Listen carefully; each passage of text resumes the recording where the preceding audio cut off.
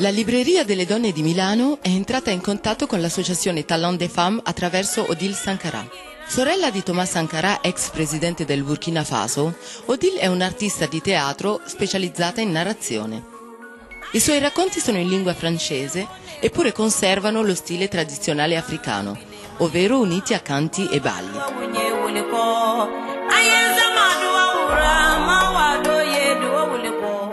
Depuis 90, donc j'ai fait du théâtre dans la compagnie Ferren, qui est une compagnie à vocation professionnelle qui essaie de travailler en direction du jeune public.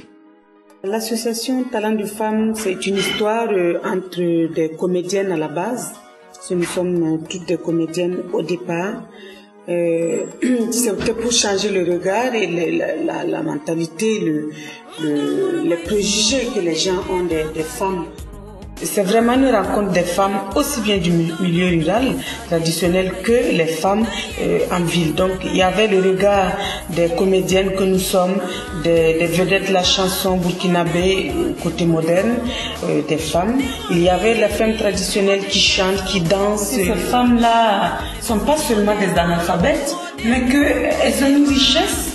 Quand on les voit danser, l'expression corporelle, la vitalité, et toutes les richesses culturelles qu'elles ont dans la voix, dans le corps, elles portent tout un patrimoine culturel. Il y a beaucoup de manifestations culturelles au Burkina. Heureusement, c'est bien parce que c'est là où nous puisons notre force aujourd'hui pour exister dans le monde, surtout qui est en train de passer à une globalisation folle.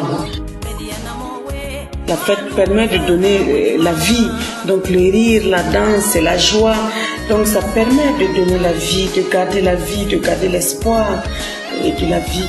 Mais aussi pouvoir réfléchir sur notre vie quotidienne, sur notre destin, comment on peut ensemble avoir des rencontres de femmes autour de thèmes précis.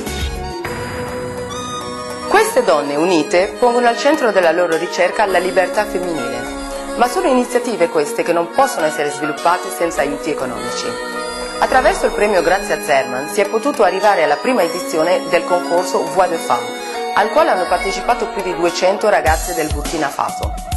2 dei racconti premiati, quello di Leng Saibata e di Christine Sayore, sono stati pubblicati nel libro dal titolo Diritti in gioco.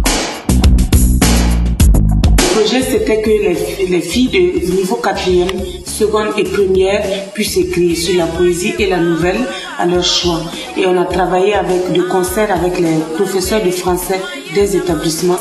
Et pourquoi pas, on a envie de faire éditer l'ensemble de ces textes-là. En tout cas, les meilleurs, peut-être, de choisir encore parmi les lauréats et donc éditer. Et puis plus tard, transcrire dans les 3 principales langues où on a beaucoup parlé, donc le moré, le djoula, le fulfulde, les transcrire pour qu'en province, les gens puissent lire, ceux qui sont alphabétisés, puissent lire ces nouvelles-là, parce que c'est pas long à lire. Et je suis sûre que ces filles-là, la plupart des gros villages, vont là, dans leur écriture, faire apparaître des problèmes qui se posent dans le milieu traditionnel. La sua passione politica trova come strumento il teatro, impiegato come mezzo di sensibilizzazione.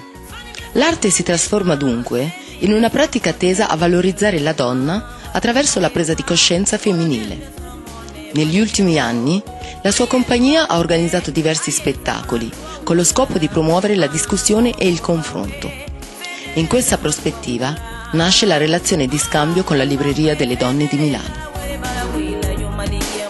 Moi, je pense que nos pays africains, vraiment, devraient mettre l'accent sur l'éducation.